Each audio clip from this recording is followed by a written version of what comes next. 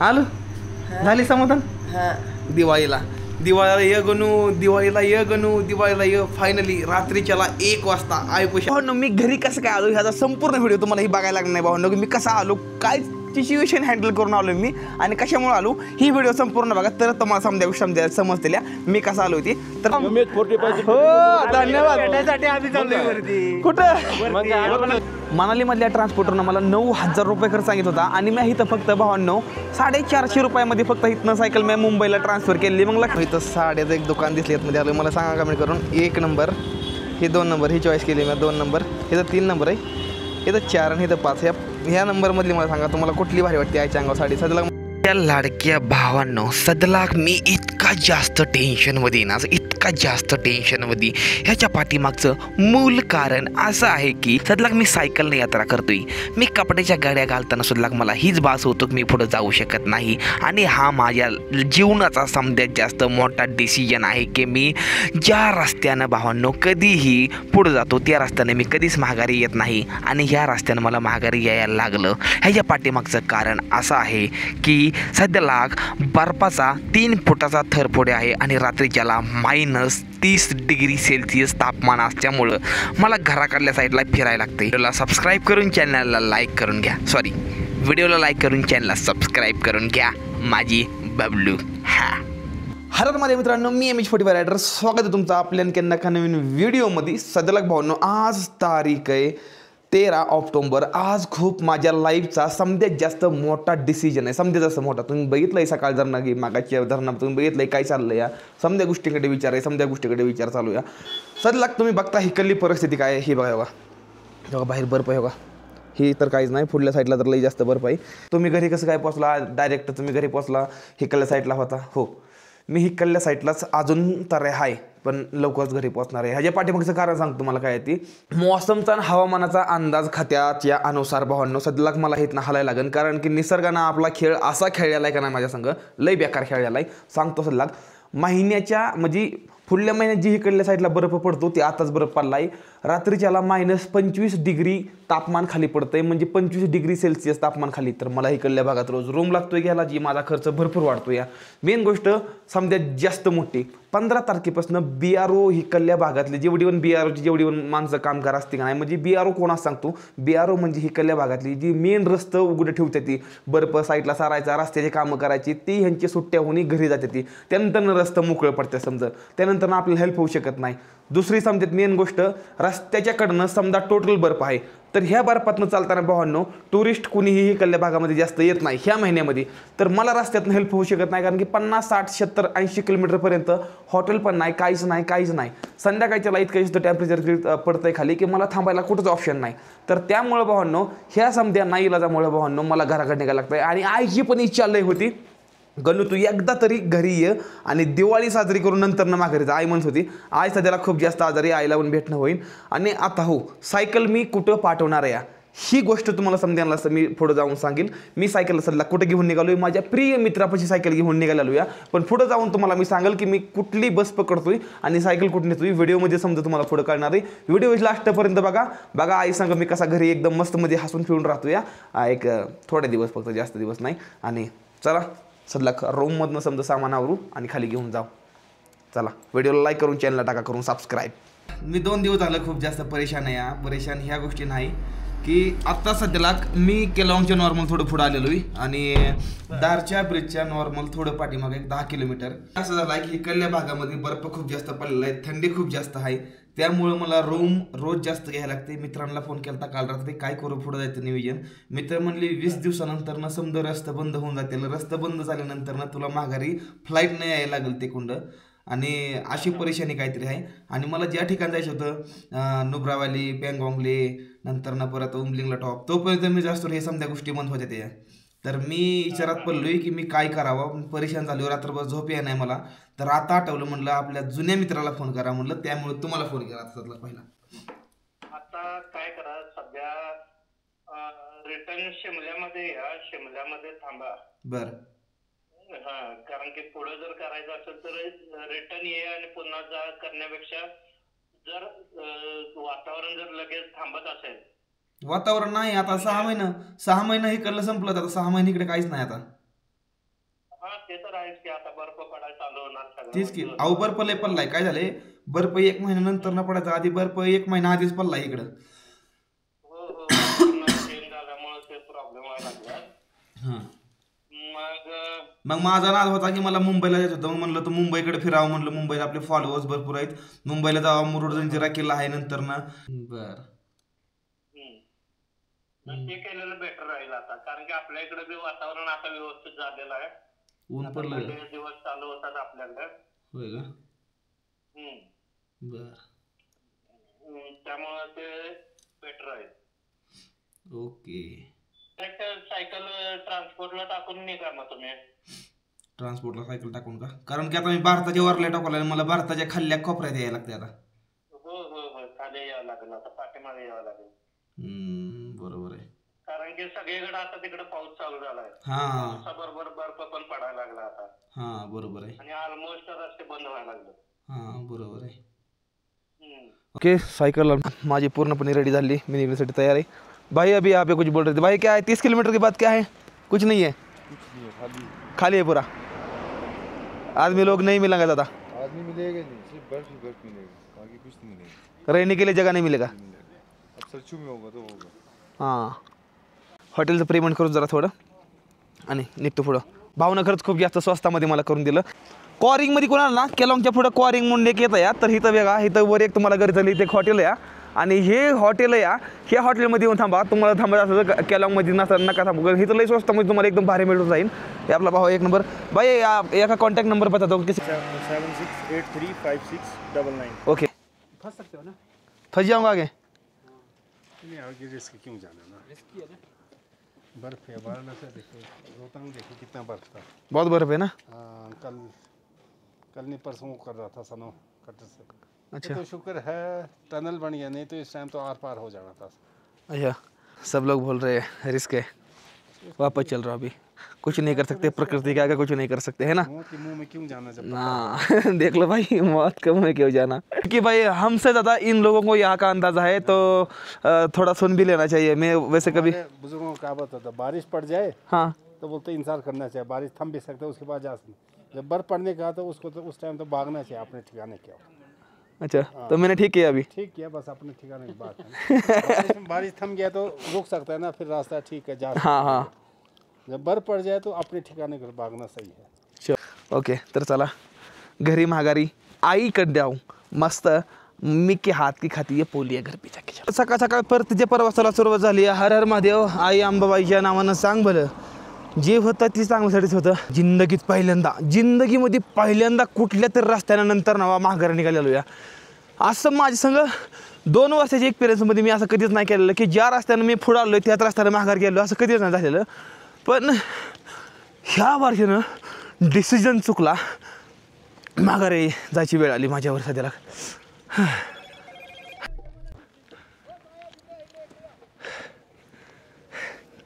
अरे वा, ही काय गड्या, हे कोण भेटले मला, कोणी हाक मारली. अरे वा, मराठी माणसं.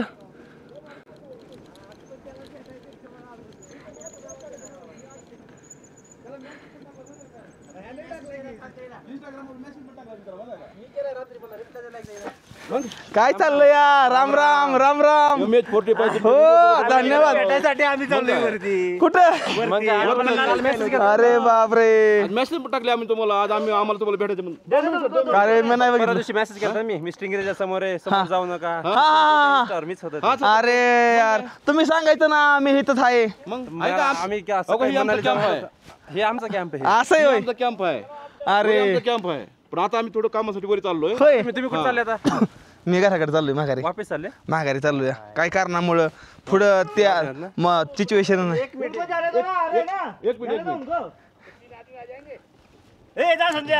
हो साहेब, मी चलतो बरं का. बर चालतंय. या तुम्ही थांबणार काचे दिवस? नाही आता मी निघालोय, मला दिवाळीपर्यंत पोहोचायचंय मला. हा त्यामुळं राव चला ठीक आहे, जाऊ द्या. लय भारी वाटलं, लय भारी वाटलं भेटून. स्पेशल वरी मी जे अहो असं दे, चला तुम सांग व्हिडिओ काढू एक. व्हिडिओ काढू का जमल ना व्हिडिओ काढला चालतंय व्हिडिओ काढतो चला आपल्याला भाव भेटले तर एकदम मस्त भारी वाटलेलं आहे चला ह्यांच्या संग एक मस्त रील काढतो आता नाही आता जायला लागेल लवकर सायकल बुकिंग पडली माझी बुकिंग सायकल झाली धन्यवाद तुम्ही मोठं पण दाखवल्याबद्दल लय भारी वाटलं हा हा हा चला चला चला MH45 रायडर म्हणून ID माझी इंस्टाला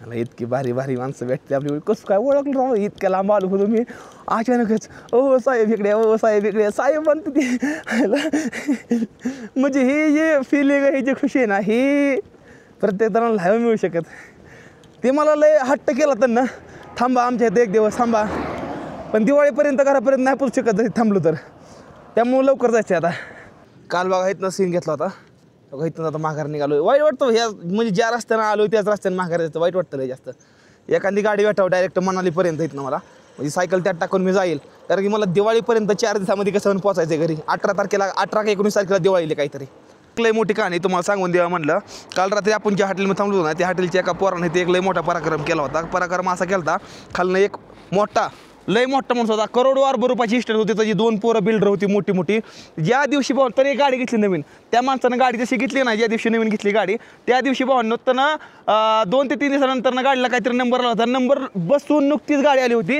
ह्या घाटातनं सरळ गाडी आली आणि हिथनं डायरेक्ट हाय अशी गाडी खाली पडली एक ॲक्सिडेंट झाला त्या माणसाचा आणि ते माणूस जागेला मेला ह्या गाडीमध्ये तेव्हा गाडी खाली दरीत गेली आणि जागेलाच माणूस मेला त्यानंतरनं त्याला जसं कळलं नाही खाली पडलाय ती खाली उतरला ह्या दरीमध्ये त्या दरीतनं एकट्यानं खांद्यावर माणूस घेतला आणि ती वर घेऊन नंतर वर गेला हॉटेलकडे आणि त्यानंतरनं भावांना पोलीस आले इन्व्हेस्टिगेशन केली मग त्यानंतरनं लई मोठी प्रोसेस चालली तर ह्या डोंगरात जेव्हा पण येतं ना त्यावेळेस खरंच जपून चालत जावा आपल्याला वाटतं की आपण हेवी ड्रायव्हर आहे पण ते आपण प्लेन रोडला असतो या इथं कुणीच काय करू शकत नाही इथनं वरनं तर कुठं कधी पडलं आपल्या गाडीवर काय सांगता येत नाही त्यामुळे इथं ना जीव असा मुठीत धरून चालला लागतं इथं माहीत नाही तर कधी खाली पडलं माणूस काय तर त्यामुळे एक गोष्ट आहे ती म्हणलं तुम्हाला सांगावं की इथं माणूस मेला होता डायरेक्ट इथनंच गाडी खाली गेली डायरेक्ट नवी कोरी गाडी ज्याची नंबर प्लेट लावून आणली त्या दिवशी नष्ट करा थांबलो तो पैसेच घेत नाहीत माझ्याकडं जाऊ द्या असू द्या चला निघू पुढं उशीर भरपूर झाला आहे मला जायसाठी पुढं तो भाई फाइनली एक गाड़ी रुक गई है भाई अच्छी बात हो गई यार एक गाड़ी तो रुक गई मेरे लिए शायद टाईम झालेला आहे सलग 2:30 वाजत आलेल्या आहे त्या आणि मी आता सध्याला भावांनो आपला जे पहिला मुक्काम टनल पार केल्यानंतर तेव्हा तिकडे खाली झालता ना त्या नॉर्मल थोडं पुढे आलो आहे इकडल्या पुढल्या साईडला भावांनो तेव्हा तिकडे टनल आहे या टनलचा नॉर्मल थोडा टोक दिसतो की लांब आहे तिकडे टनल पण इकडं ही जी रस्ता नाही पूर्ण खराब झाला या त्यामुळे आमच्या गाड्यांना इकडे सामून ठेवले तेव्हा पाठीमागं लांबपर्यंत ट्रॅफिकला गेलं आहे बघू ही ट्रॅफिक का वाटतंय ना आपण केव्हा निघतोय रस्ता लय खराब झाल्यामुळं गाडी फेरावाऱ्यानं जाऊन देते फेरावाऱ्यानं येऊन देते असं या तर बघू जेव्हा निघेल तेव्हा जाऊ आपण पण आता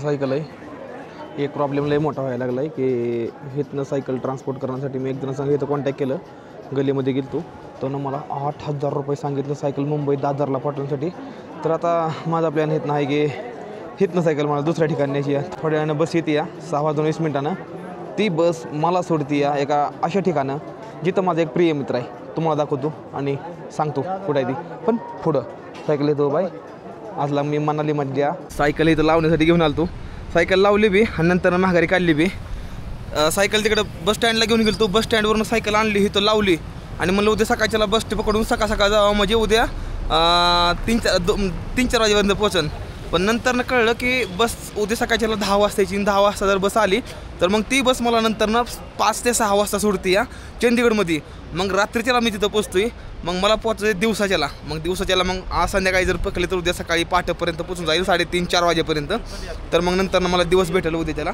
1-2 तास सायकल तिथं लावायचा आणि तिथनं डॉक्युमेंट्स करून सायकल नंतर आपल्या मुंबईला पाठवायची आणि त्यानंतरनं मग मला बस 12ची आहे आणि मग नंतर मी पुढे जातो या असं काहीतरी आहे करू समजतं एकदम ओकेमध्ये आणि मग नंतर पुढे निघू तर मी असला वेळ आले टेंट लावायची असला माझं होमस्टे तर आहे पण ती जास्त लांब आहे तर त्यामुळं मला काही जागा नाही कुठं सध्या मी म्हणलं नॉर्मल थोडं पुढं आलो आहे त्या जी ऑलवोचं बस स्टँड त्यापासून 1 ते 1.5 किलोमीटर पुढे येऊन येतं मस्त एका ठिकाणी टेंट लावण्यासाठी एकदम मस्त जागा मिळेल तर टेंट लावून घेऊ एकदम मस्त मध्ये बाकीच्या मी सायकलची जेवढ्या वेगळ्या गोष्टी ना तेवढ्या रिमूव्ह केल्या होत्या जसं की ही गोष्ट मी काढली होती त्यानंतर हे तर हँडल बार होता ती बी वरनं काढून टाकला आहे समजा आतमध्ये पॅकिंग केलं तर पण नंतर सायकल काही लोड नाही झाली त्यामुळं आजचा स्टे इथं घ्यायला लागेल मला नाहीला जाईल ओके नेक्स्ट डे काही नाही काहीतरी होऊन जाईल ओके तर भावांनो ये नहीं बोल रहा हूँ कि आपने हमारे नहीं नहीं नहीं नहीं वो मैं दिखा रहा हूँ ऐसा नहीं कुछ वैसे कुछ नाही तर भावांनो तुम्हाला सांगतो सध्याला मी सध्याला आता मी मनालीमधनं सध्याला चंदीगडच्या साईडला निघालेलो आहे आणि सध्याला जिथं ओलोचं बस स्टँड ना तिथनं बरोबर एक अर्धा ते 1 किलोमीटर पुढल्या साईडला जर टेंट लावायला मला जागा मिळाली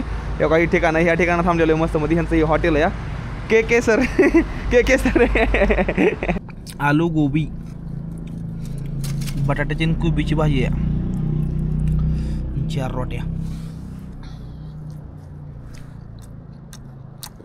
छान आहे गुड मॉर्निंग मित्रांनो आता सध्याला काल रात्री बघितलं तुम्ही जेवण करून झोपी गेलो तुम्ही डायरेक्ट एखादा ट्रक भेटावा ट्रकमध्ये टाकून सायकल आपण खाली नेऊ शकतो चंदीगडकडं एखादी गाडी भेटला पाहिजे मला लईच भारी काम होईल बघू भेटली तर लईच भारी काम होईल आता फटाफट टेंट आवरू सामान सायकल लोड करू आणि इथनं नेऊ खाल्ल्या साईडला कोलगेट टूप संपली या भाऊचीच कोलगेट टूप घेतली एकदम मस्त मध्ये भाऊ 1 नंबर माणूस आहे या भेटलेली गाडी एकदम भारी आता आपल्याला गाडी आहे लांबपर्यंत गाडी आहे चंदीगडपर्यंत म्हणलं होतं पहिल्यांदा पण नंतर म्हणलं बिलासपूरपर्यंत आहे बिलासपूर इथनं 50-60 किलोमीटरपर्यंत आहे चंदीगड इथनं 250 किलोमीटर चंदीगड इथनं 250 किलोमीटर 2 दिवस लागतील मला जायला साइकिल चालू जायचं म्हणलं तर मिल चुकी है एकदम मस्त भाई जी बोले मिल लेके चलूँगा कोई बात नहीं तो थोड़ी बहुत हेल्प हो गई अपनी किसी का फ़ोन आया 1 मिनट तो भाई ने बनाई थी सुबह सुबह चाय तो पहले खुद पीना चाहिए तो मेरे को दे दिया पहले भाई ने अशी माणसं भेटते ती ह्याला म्हणते ती माणूस की तर अजून सुद्धा माणूस की जिवंत आहे हाय बऱ्याच जणांपाशी हाय अजून सुद्धा ट्रक मधला चहा वा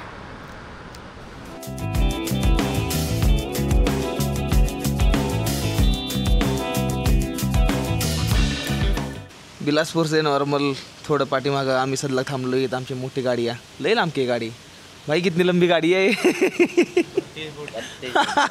32 फूट लई जास्त मोठी गाडी आहे आलो या थांबलो या थोडं जेवण करावं म्हणलं मस्त मजेशीर भाजी मागवलेली मी तर बघत मी तर नका म्हणत जेव्हा ह्यांना पण ही म्हणली भावा जेवण नको टेन्शन घेऊ लई तर त्यामुळं आता ह्यांचं जेवण करतो आणि मग नंतर ना थोडं निघतो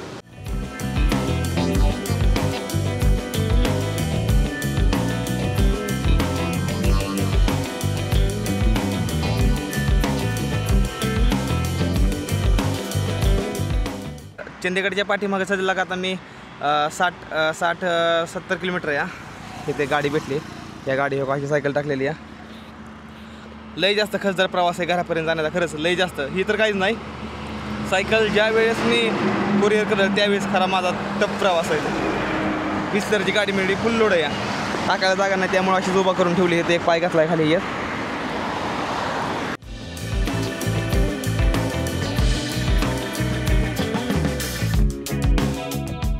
इथं जेवढे बी ॲक्ट्रेस असते ती ना पंजाबची जेवढे बी ॲक्ट्रेस आहे ते सिंगर आहेत ना त्यांचं ही बघताय तुम्ही हिथं राहतात तेवढी समजून ही बघा ही बिल्डिंग आहे आणि आपण पोचतोय थोड्या वेळामध्ये ओके चंदीगडमध्ये सायकल उतरवतोय ही बघा बाहेरनं 1 नंबर मदत केली ते मेन रोड आहे त्या मेन रोडनं इकडे जायचं आहे 5 किलोमीटर रेल्वे स्टेशन आहे आता आपल्याला फायनली हाडाची काढ करून चंदीगड रेल्वे स्टेशनला पोचवली सायकल कशी पण ही बघा समोरच आहे चंदीगड रेल्वे स्टेशन इथनं आपली सायकल होणार नाही पार्सल अजून मला काय माहीत नाही कुठनं पार्सल होणार नाही कशी पार्सल होणार नाही मला काहीच माहीत नाही आतमध्ये जायचं विचारपूस करायची मग नंतर ना काय होणार ते होणार लिहिता वाचता काही येत नाही चल गणप्या रे चल चला तर ओके हे माझी सायकल आहे जी आता लोड झाली सायकल मुंबईसाठी समजा सामान ह्यातमध्ये समजा सामान आहे वरच्या पेटीमध्ये वरच्या ह्याच्यात सामान आहे आणि तर मित्रांनो आत्ता शिक माझी सायकल भावांना मी समधी पॅक आणि पार्सल स्वतः हातानं समजा गोष्टी केल्या तर फक्त फॉर्म मला भरता आला नाही आता सांगायचं आहे की ती शख्स कोण होता त्याच्यामध्ये मी शिमलामध्ये सायकल घेऊन जायचो होतो मी तुम्हाला म्हणतो मी सायकल एका अशा ठिकाणी घेऊन निघालो आहे तिथनं मी सायकल कुरिअर करणार नाही थोड्या आधी पूर्व म्हणलेलो मी तर ते भावांना मी शिमलामध्ये सायकल घेऊन निघालो होतो साहित्य घेतं पण साहित्य मला हिथनं पण तेवढंच खर्च येतो या आणि मी तुम्हाला आता सांगणार भावांनो मला सायकल हिथनं कुरिअर करण्यासाठी खर्च मुंबईला किती आला हे मी तुम्हाला सांगणार नाही मनालीमधल्या ट्रान्सपोर्टरनं मला 9,000 रुपये खर्च सांगित होता आणि मी इथं फक्त भावांनो 450 रुपयामध्ये फक्त इथनं सायकल मी मुंबईला ट्रान्सफर केली मग लक्षात राहून द्या फक्त 400 रुपये कुठं आणि 9,000 रुपये कुठं लक्षात राहून द्या तर सायकल मी आताच पार्सल केली मुंबईला माझी मुंबईमध्ये सायकल कोण उतरून घ्या नाहीच लागतो मला सांगतो पण ती नंतर ना व्हिडिओच्या लास्ट एंडला सांगणार नाही जेव्हा मी घरी जाईल त्यावेळेस आता मला ट्रेन भावांनो उद्या दुपारच्याला 12 वाजता आहे आत्ता सध्याला आज तर मी तुम्हाला टायमिंग सांगतो आणि आजची डेट सांगतो काय येते मग तुम्हाला समजा गोष्ट समजून जातील एकदम 14 ऑक्टोबर आहे 14 ऑक्टोबर माहिती नाही सायकल मुंबईकडे कधी जाते या 2-3 दिवसामध्ये सायकल माझी इथनं निघून पण जाईल मला वाटतं बघू आता कवा निघते कवा नाही ती मेन गोष्ट असला 9:03 झालती या. आणि उद्याच्याला म्हणजे 15 ऑक्टोबरला उद्याच्याला ट्रेन येते माझी दुपारच्याला 12:20 पश्चिम एक्सप्रेस चंदीगडमधनं मुंबईला. मला 2 रिसीट आहेत त्या, ते मुंबईमध्ये एका ठिकाणी द्यायची ते, तिथं सायकल उतरवून घेतलेली असं काहीतरी.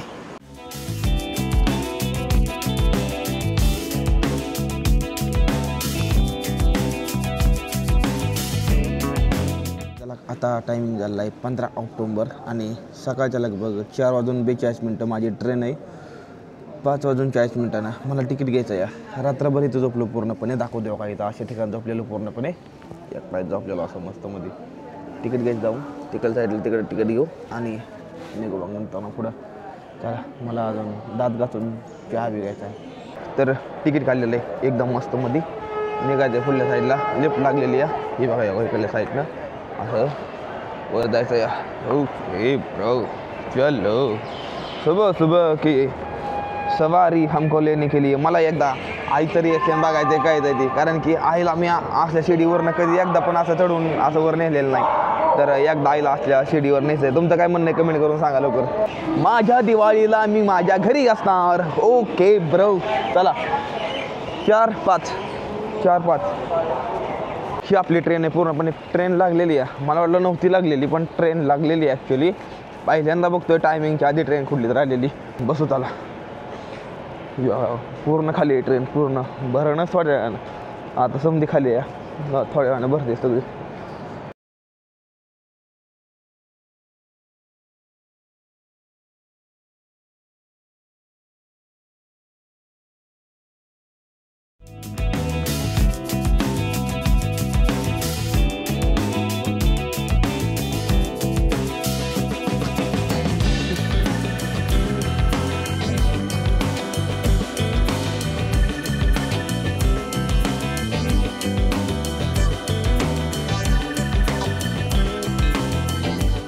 आता अंधार पडलेला आहे. सलग टायमिंग झालेला आहे 8:08 सध्याला मी कुठं आहे तुम्हाला दाखवतो बघा. मी सध्याला संतपूरमध्ये आहे, जी की येत आहे अहमदाबादच्या पण लांब पाठीमागं. त्यानंतर नेणार गुजरात, मग गुजरात नंतर सुरत, मग नंतर मुंबई. आधी मुंबईमध्ये जायचं, मुंबईमधनं दुसरी गाडी मुंबईमध्ये जायचं. सकाळच्याला 6ला गाडी उतरते, 6 वाजता तिथं उतरायचं आणि 6 वाजता नंतर आपल्याला तिथनं 7 किंवा 8 वाजता दुसरी गाडी आहे कुर्डवाडीसाठी. मग आपल्याला तिकडे निघायचं आहे. मोबाईल चार्जिंग लावला आहे, मोबाईल चार्जिंग होतो या. आणि हां ही रेल्वेमध्ये एकदम चांगली सिस्टीम वाटली की इथं चार्जिंगचं ऑप्शन आहे. कुठलं स्टेशन आहे ही नाला सोपारा. नाला सोपारा पण स्टेशन असतं आहे कुठं असलं काय नाव असतं तेव्हा. गुड मॉर्निंग समजायला सकाळ 6:30 झालं त्याबरोबर मी नाला सोपारा स्टेशनला पोचलेलो होता. तिथनं 2 मिनटावर खाली आता बांद्रा आहे, तिथं गाडी थांबणार आहे, तिथं आपण उतरणार आहे. त्याला का आता मला घ्यायची आहे मातोश्रीसाठी साडी. गेल्या बारीतनं तेव्हा आपण घेतली होती, आणि ह्या बारीतनं पण घेऊ म्हणलं एक साडी मस्तमध्ये यायला. तर मी फिरतो एका मार्केटमध्ये आलो आहे कपड्याच्या, मला दिसल्या साईडला बघतोय मी इकडे कुठं भेटतं की इकडे साईडला समजा कपड्याचं स्टॉल येतं. बघतो एखादी साडी मस्तमध्ये. इथं साड्याचं एक दुकान दिसले मध्ये आलो. मला सांगा कमेंट करून 1 नंबर, ही 2 नंबर, ही चॉईस केली मी 2 नंबर, इथं 3 नंबर आहे, इथं 4 आणि इथं 5. ह्या नंबरमधली मला सांगा तुम्हाला कुठली भारी वाटते आईच्या अंगावर साडी. सध्याला मला ही भारी वाटते या, त्यामुळे मी हेच घेतो आता. सध्याला ही भारी वाटते या. तुमचं सांगा राय काय ह्यातमध्ये. तर भावांनो पहिल्यांदा आज वडिलांना काहीतरी घेऊन निघालेलो आहे आणि समध्या गोष्टी एकाच ब्लॉगमध्ये. दिवाळीची जी मी खरेदी करतोय ना ती सगळं दाखवतो या. आता गावाकडे जायची आधी म्हणलं आता मुंबईला जसं आलो तसं काही नाही काहीतरी घेऊन जावं म्हणलं, तर त्यामुळं मग जेव्हा ही वडिलांसाठी ही कुर्ता एक घेतो, एक पॅन्ट एक घेतो या. तर भावांना मस्त मग डिस्काउंटमध्ये लावलेलं आहे. आणि दुसरी गोष्ट म्हणजे आईसाठी पण घेतलेलं आहे मी, आणि माझ्यासाठी पण एक शर्ट घेतला आहे मुंबईमधनं पहिला घेणार आहे. ह्या गावातला पहिला पोरगा आहे. तिकीट काढायला तो दादरमध्ये तिकीटच भेटत नाही मला. हे बघा हवा हा कसं फुलं इकडे बघा बघा. तिकीट काढायला गेलो पण तिकीटवाला म्हणलं माझ्यापाशी फोनपे नाही, सुट्ट 500 रुपये दिलं म्हणलं 500 पण सुट्ट नाही. तर आता ट्रेन फक्त जायला फक्त 10 मिनिट टाईम आहे, त्यामुळे मला नाही जायला लागेल. जर टीटी भावनं जर पकडलं ना तर मग राडा होणार. टेटी भाऊला काय आहे ते खरं सांगू, आपलं टेटी भाऊ सोडून टाकतील आपल्याला. तसे आपल्याकडे टेटी भाऊ लय भारी आहे ते. आता हे जी पावती आहे ना ही सायकलची पावती आपली.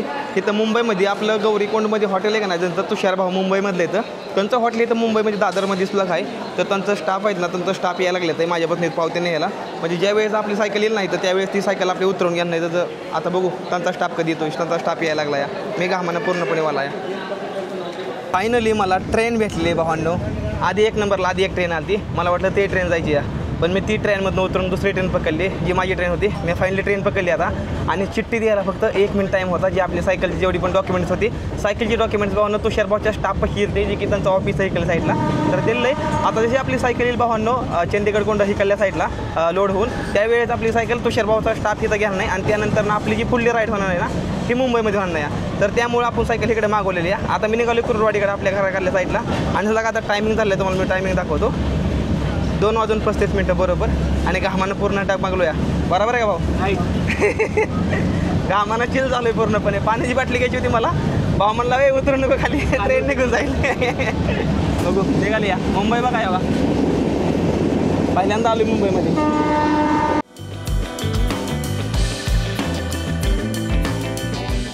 गावांनो कर्जतचा वडापाव काय लागतोय राहू सांगतो. अप्रतिम वडापाव, अप्रतिम. नाद करायचा नाही.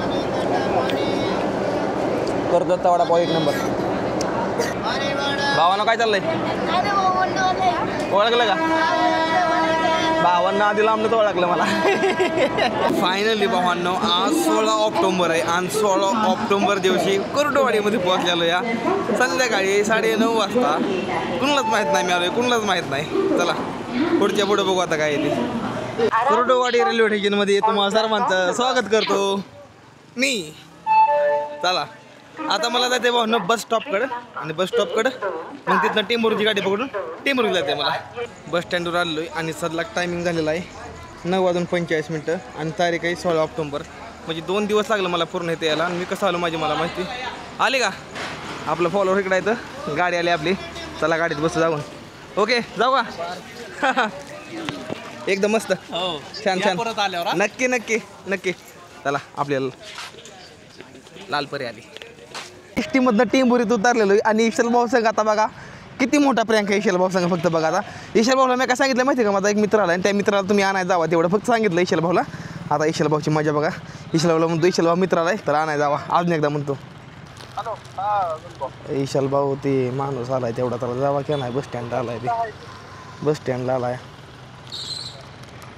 किती वेळ लागेल जायला? बरं बरं चालतंय जावा.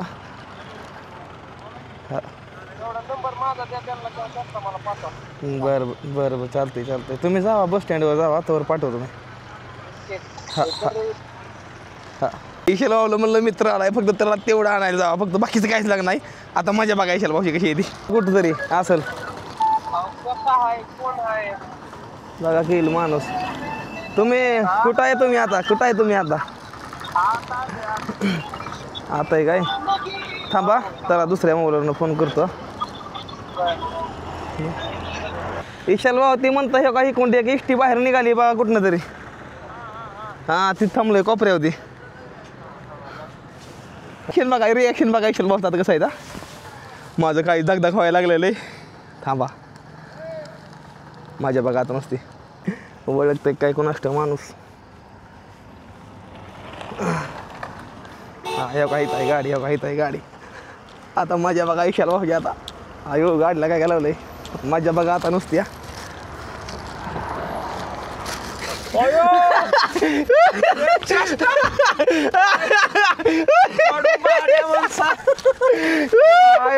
काय म्हणलं होतं उतरून फोन लावा. कशी मजा गेली मी सांगितलं नाही कुणाला. सांगितलं काय नाही कुणालाच माहित नाही मी आलोय म्हणून.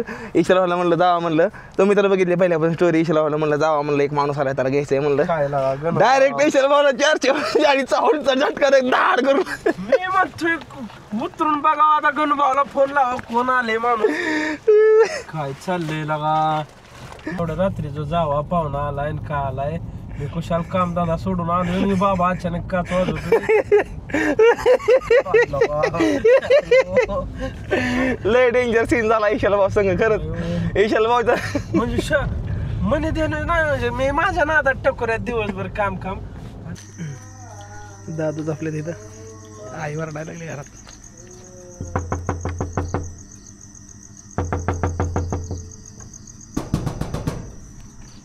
बायको उघड पोर आले घर उघड पोर आले उघड घर काय यायला लागलं का काय कोणाचं उघड म्हणलं पोर आले म्हणलं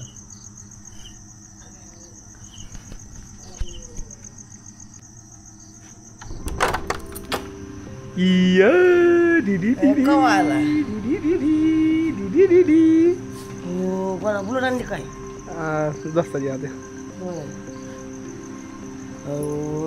खाट कुठं आहे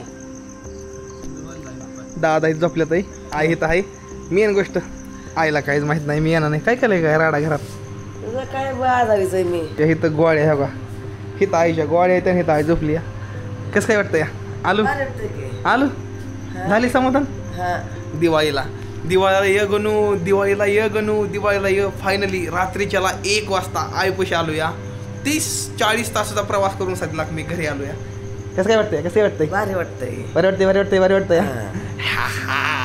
आलो घरी फायनली आहे का आईची तब्येत खराब आहे त्यामुळे आलो या तर उद्या समजा डिटेलमध्ये सकाळच्याला समजून सांगेल काय ती मी पण थकून गेलोय मला झोपायचं या आज आहे भावांनो 18 ऑक्टोबर आणि मी काल रात्रीच्याला मी घरी आलो होतो रात्रीच्या 1 वाजता पण आईची तब्येत खराब असल्यामुळे आई काय रात्री बोलू नाही शिकली तर त्यामुळं म्हणलं राष्ट्राचा जी इंट्रो आहे ना आउट्रो जी आहे लास्टचा ते म्हणलं सकाळच्याला घ्यावा आईला उठवलं अजून आई कसं वाटतंय तुला मी आलो या भारी वाटतंय की? भारी वाटतंय ना बरं साडी कसं काय वाटली तुला भारी वाटली की? साडी भारी वाटली नीट सांगायचं मनापासून सांग कसं काय म्हणजे असं मनापासून बोल असं मनापासून बोल मनापासूनच बोलते पण माझी तब्येत तुला माहिती आहे ना मी आजारी आहे म्हणून हा आईची तब्येत खराब आहे हा, मग आईला मला- मस्त साडी आणल्या त्या चांगले आणले ते भारी आणले ते बरे वाटतंय ना आता जम्पर शिवायचे ते चांगले आणले ते दिवाळी निमित्त घरी आलोय भावांनो आणि आपली सायकल आहे ना आपली सायकल चंदीगडमधनं भावांनो बांद्रामध्ये मुंबईमध्ये येते आणि त्यानंतर ना भावांनो पुढली राईड आपली मुंबईमध्ये होणार नाही पण काय मुंबईमध्ये फिरणार ना ही गोष्टी पुढल्या ब्लॉगमध्ये मी रिव्हील करणार नाही